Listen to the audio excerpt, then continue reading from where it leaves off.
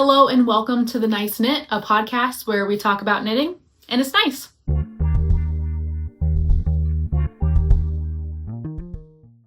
My name is Laramie, and today I have a couple of items to share with you. Some that are fresh off the needles, one that I am getting ready to cast on, and then a project that I hope to cast on soon, and I'm still in the process of planning. So let's just dive right in. We're gonna start with the sweater in the room, and that is my Serein Sweater. So this is the Serein Sweater by Kydre. The actual listing, I'll leave the link or the name up here. I believe it's French for serene, that first word. It's S-E-R-E-I-N. I'm just going to call it the Serein Sweater since that is the English version, and no matter how hard I tried, was unable to nail the French pronunciation. So this is what we're going with.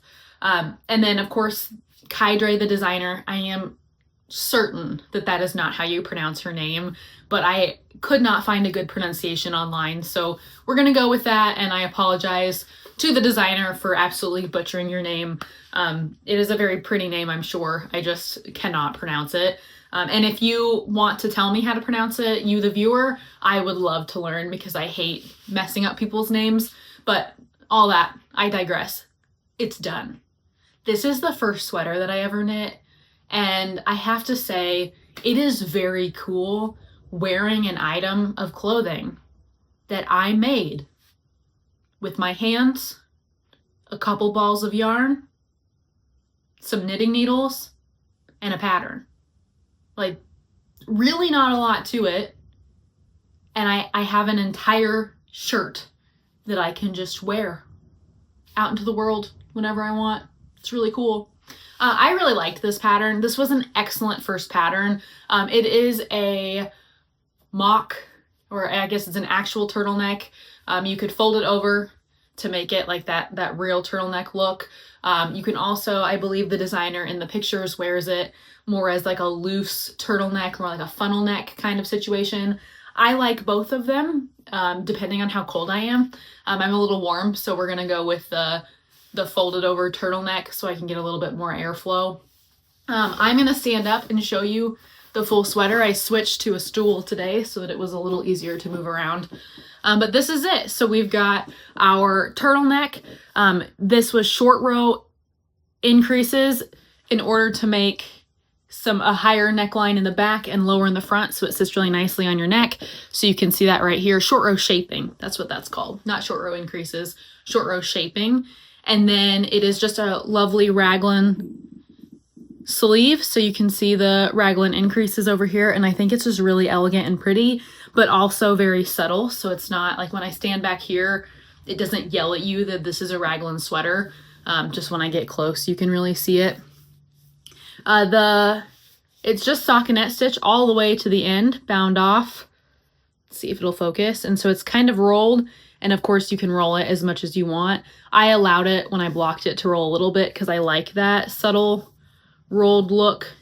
You would probably be able to block it more flat if you wanted. I also made the sleeves long enough that I can fold them over.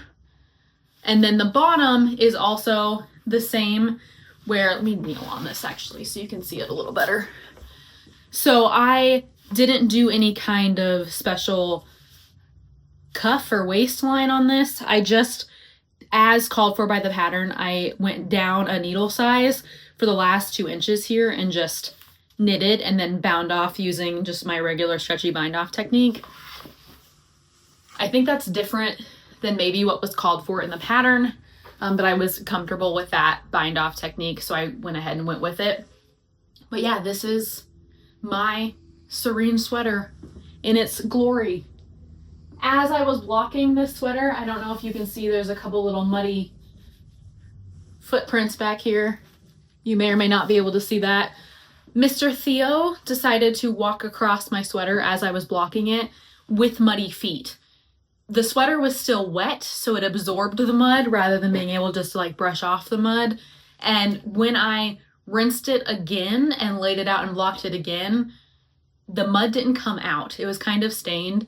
And honestly, I'm okay with that. I think the more that I wear it and the more that it gets washed, it will start to fade, those muddy footprints, but I'm also okay with it. It's on the back of the sweater. You probably don't notice it unless I point it out. And it's Theo's little feet, so, you know, I love my dog and I think his feet are cute. So I'm okay that, you know, my very first sweater that I ever knit has a little bit of input from Theo on the back. I knitted this in Eddie Bauer Woolpaca. This is 80% superwash merino wool, 20% alpaca. It is in the color off-white, which is a very creative name, but very accurate. It is very much off-white. I used almost exactly 4 skeins of this yarn, like 4 skeins to make the smallest size. When I started knitting this sweater, I was meeting gauge. Like when I did my gauge swatch, I did an actual gauge swatch for the sweater. I was meeting gauge. However, when I started knitting this, I must have knitted tighter than I did when I knitted my gauge swatch because I was not meeting gauge. And it was not just it needed to be blocked to loosen the overall gauge. It was, I was just knitting so much tighter that the gauge was smaller. So by the time I knitted all of this in a size small, I got to about right here on the armpit, and it was still like way up in my armpit, and I knew it wasn't going to block out that much. So that's when I figured out that I was just knitting tighter than I had knit in my gauge swatch, because again, I met gauge. So then what I did was I just knitted from here down in a size medium. So I just kept knitting and doing raglan increases until when I put on the sweater, I was able to like comfortably have it under my armpits. And I knew that when it blocked out, it would block down just a little bit more. And so it would be super comfortable. And then I just continued knitting. So it's basically a small from the neck to about here. And then from there down, you're looking closer to a medium. I don't know that I increased quite enough to fully call it a medium, but it was about a medium. And that is the beauty, I think, of knitting your own sweaters, especially a raglan that you can try on as you're knitting. I was able to make little adjustments here and there to fit my body better. And I did that as a new knitter who had never fully knitted a garment before. And I think that's really cool that even with the limited skill set that I had, I was still able to knit a pretty decent sweater. I am proud of this. At this current moment, there is nothing that I would change. I would like it if this yarn was just like a hair softer, but the more that I move around in it, the more that I wear it, the softer it feels to me. Since this is an alpaca yarn, it's got some like long strands of alpaca fiber coming out, and then the merino wool is just a little bit more scratchy, but it's still very comfortable to wear next to skin, and I am thrilled with this sweater. I'm sure there was more that I wanted to say about this sweater, but I'm just chuffed that I have a completed sweater that I can wear whenever the heck I want, wherever the heck I want, however the heck I want, and I made it myself. I was very careful to make sure that the sleeves were the correct length for me and that they were both even. I think I ended up knitting a few inches longer than what the pattern calls for, even for the medium, because I also, you know, knitting in the round on the body, I was knitting tighter. I would think I was knitting even tighter on the sleeves. And I can kind of see when I can compare like the body knit to the sleeve knit. I don't know that you can see that. This is just a little bit more dense of a fabric because I knit it a little tighter, knitting in the round of that small circumference. So I ended up having to knit a few more inches in order to accommodate for the fact that I was knitting tighter, which was fine. Again, beauty of a raglan. I just kept track on the pattern.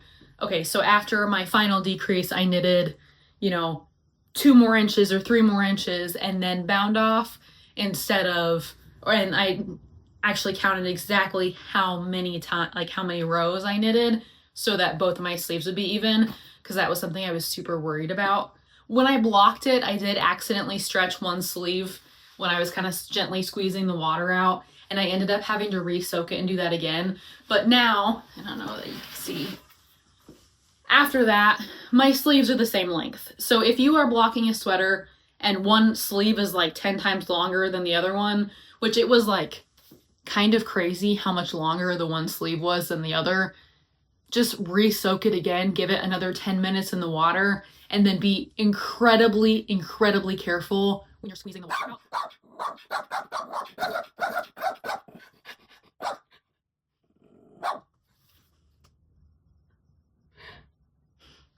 As I was saying, just be incredibly careful when you're squeezing the water out so that you're not stretching one sleeve or the other sleeve. Because if you stretch it while it's wet, it will generally stay stretched, at least in the case of this sweater, until you re-soak it and let those fibers go back to their normal, comfortable position. So that's what I ended up having to do. And then, of course, I had to re-rinse it and reblock it after Theo's little muddy footprint incident. But that's really the only issue I had with the blocking. If you watched my last video, you know I'm not super great at weaving in my ends, so I kind of avoided doing that for quite some time, but it is now, ends are woven in. I am happy with it. I can wear it. No notes. Cargon. I'm happy. So, yeah, like I said, I'm sure I had more to talk about with this sweater, but overall, if you are a new knitter, and you are looking for a pattern to get you started, you want to learn German short rows where you can do like the really comfortable neckline. You don't want to have to worry about a folded over neckline or any kind of ribbing. This is the pattern for you. It was very simple to follow. This pattern designer is a beautiful pattern writer. I'm sure there's like help from tech editors and all of that, but the whole team or people or person behind this pattern is a brilliant pattern writer in my very, very personal, very limited opinion. As a new knitter, I found this to be a very fun pattern to knit all the way through. I never really felt that like overwhelming slog, and there weren't really concepts that I came across and was like, I don't understand.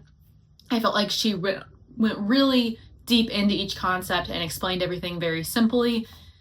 I have no notes. This is a great pattern. It's a DK weight yarn. It knitted up really fast. I expected it to take much longer. I did start it in March and finish it in December.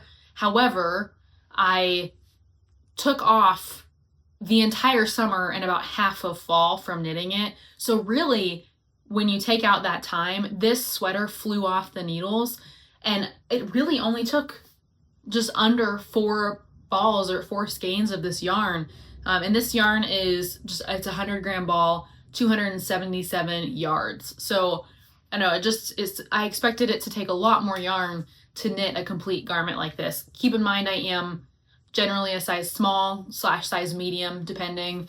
And so, it might take you a few more balls of yarn, but still not a lot of yarn and not very expensive yarn for a pattern like this. I'm just chuffed. I'm gonna stop talking about the sweater.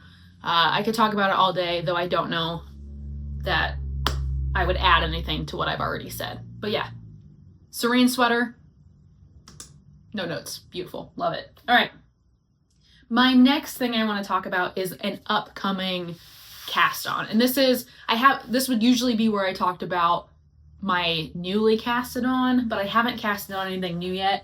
I am still working on getting some Christmas presents done.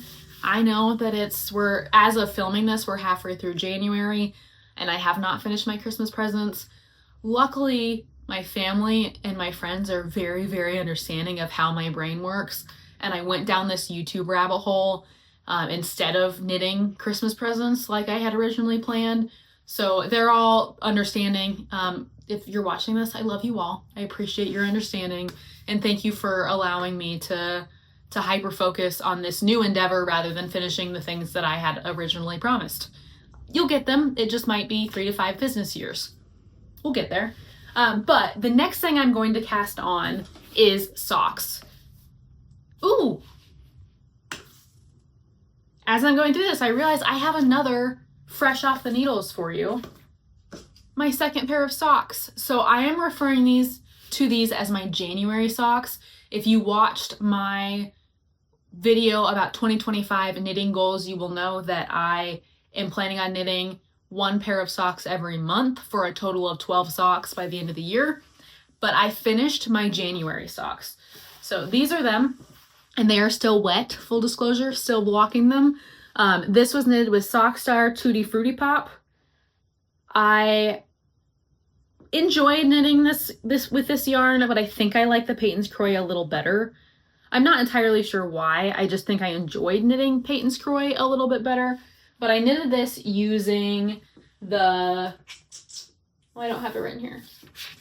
This is the One Sock pattern by Kate Atherley. This is the same pattern that I used to knit my other pair of socks, my first socks. But these are my January 2025 submission for my 12 socks of the year. And a couple of things about these. First, I did not pattern match. I really thought I was, when I started, I really thought that I was going somewhere, that it was going to be relatively similar. And then we got to here and I was like, well, that was a nice try. But you know, it is what it is. So I have not done that. Again, these are still wet, so I'm not going to put them on the board because I don't want to stretch them out. It is just a regular old heel flap and gusset. And then the toe, I ended up doing the same toe that I did last time, where you decrease at 4 different spots all the way until you have just about 8 stitches left. And then you just pull those stitches through and call it a day. I have washed these. I washed them in the washing machine to help redistribute those stitches as recommended by both the Kate Atherley pattern, and is something you're able to do according to the sock yarn. And then when they dry completely, I will weave in my 2 ends, the one at the top and then the one that I have tucked inside the sock. But yeah, January socks done. And then moving on to my getting ready to cast on is my February socks. Now, again, it's halfway through January, so I'm starting this a little early, but I'm sure there's going to be a month where I don't knit socks. So, you know, might as well ride this sock train while I'm on it. But this is the sock yarn that I'm going to be using. This is Peyton's Croy socks in mid-century stripes. It's kind of hard to tell what the pattern is going to look like because I have caked these up. If you watched my last video, I caked these up to pattern match because as I go through, I want the pattern of the ones, like the left sock, to match the pattern of the right sock. I don't want it to just be all willy-nilly like these. These are fun, and I don't mind them that they're all willy-nilly, but I wanted to challenge myself and see if I could make these match. So we'll see if I did that. They look like they're different sizes because I'm pretty new to caking up yarn. This is much looser than this, so that's the only reason they're 2 different sizes. But they should, in theory, have the same pattern order or order of the self-striping yarn, so that at the end of knitting my socks, I will have 2 identical socks in terms of pattern. So I'm very excited about this, and I will probably cast this on within the next couple of days. I am using a new pattern. I have decided to use the Socksploration Shadow Wrap Heel pattern by Denise DeSantis. I wanted to use this pattern because I wanted to try a different toe and a different heel. So this is a short row or shadow wrap heel, and then the toe it looks like you only decrease in 2 spots on the side of the foot or the side of the toes rather than decreasing top, bottom, and the sides. So I'm excited to try that out. But I need to do some more research and read through that pattern. There are a couple concepts in there that I've never heard of before, so I want to maybe print out and read through the entire pattern before I cast on, which is not something I usually do, but I'm learning, I'm growing, and I think I want to be more fully prepared when I cast on these socks so that I can just get right into it. So I'm going to do that. Hopefully the next time we meet, these will be the beginnings of a sock. So these are my February socks, you know, in their original form. And then finally, the last thing that I wanted to share on this video is coming soon. So this is the category of things that I would like to cast on, but I haven't got very far in the process. I'm still planning, I'm still thinking. I have not purchased the pattern yet, but I'm getting ready to. I've already picked out the pattern. I also have the yarn, or am exploring the yarn, but I know that in the next few weeks, I am going to cast on this particular pattern. This is my next sweater. This is called the Gray Sweater by Dorothy Officiers. Again, not the best at pronouncing names, but by Dorothy. I'll put her name up on the screen as well as the pattern page from Ravelry. But this gray sweater, it's one of those that I came across it and I was like, I need that. Like, no notes, I need that sweater. So I am going to knit that sweater next. And this is a DK weight sweater pattern. And I have an entire, like, I actually almost have 2 sweater quantities worth of this Eddie Bauer Woolpacka yarn. This is in the color Blue Spruce. I love this color. Honestly, this skein feels softer than what I knit this sweater in. So it'll be the same yarn, it'll just be a different color. And I'm thinking about, I have enough of this yarn, and I have almost enough of the Surrey alpaca. And I actually think that I do have enough of the Surrey alpaca. I just don't know. I just don't know. I need to do some more research, and I may need to get just one more skein of this, but I'm thinking about holding this double.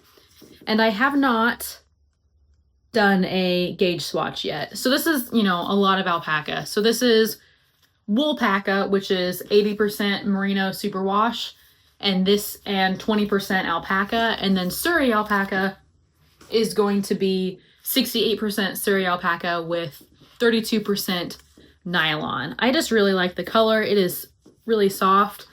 I used this originally to knit the Soho top by Kydre. This is a cotton yarn paired with the Surrey alpaca, and I really liked it, but I ended up frogging it. So I have almost enough yarn. Let me rephrase. I have almost 4 balls of this yarn, which I think, and 4 balls of this yarn should get me the entire sweater, just like it did for here, with some left over, which is why I'm like, I think I have enough of this, because I don't think I will use everything here, like all 4 skeins. To give you like a little bit of information here, this is approximately 274 yards. This is 277 yards. So if I still had some weight left or some yarn left from this sweater, then I should in theory have some more yarn left from this. I also think that this sweater has actually more going on with it, because this is much longer than just the simple folded over neckline of the gray sweater. But again, I need to do some more research, but I'm thinking about pairing those together. And I need to do a gauge swatch to make sure that I like that color combination together, but I think I'm going to. If I don't, I will just knit the gray sweater using the Eddie Bauer Blue Spruce Woolpacka without holding it double with something else or holding it with something else. But yeah, that is my next cast on. That is as far as I've gotten. I've picked the sweater pattern, I've picked the base yarn, and then I'm debating whether or not I'm going to use this with it as well. I have a gauge swatch of this yarn without the Surrey alpaca because I've got an entire sweater in the same yarn. I still want to do a gauge swatch just in case this colorway has a slightly different gauge to it, but I don't think it will. I've knitted with all the other colors of this particular yarn. Literally, I think I've knitted with every single color of Eddie Bauer's Woolpacka line, but I've never had a gauge difference in any of those, so I think this will be the same. But I'm probably going to do a gauge swatch with that, and then a gauge swatch with this just to see how it looks, you know, all together. I do like that this has nylon in it, which will add a little bit of strength to the garment. I don't think that would be a bad thing. I think that would be pretty good, but we'll see. We'll get into that. If the gauge of this or of this is the same as the gauge of this, then I am meeting gauge perfectly from what I can tell. I just need to purchase the pattern, do a little more research, and then cast on. So hopefully in the next couple weeks, you will also see my gray sweater casted on. But that is all I have for you today. Not a super long video, just talking about some exciting things. Again, quick recap. Fresh off the needles is my Serein Sweater and my January socks. Coming very, very soon, almost a fresh cast on, is going to be my February socks. And then coming soon, but still needs a little more forethought and research, is going to be my gray sweater, potentially in these colors. So thank you for joining me on this podcast episode, and I hope that you are having a great day. And if you have any tips, comments, thoughts about any of these things, or you want to share what you have just finished, please leave all that in the comments below. Feel free to like and subscribe if you would like to, and I hope you have an amazing day. Take care.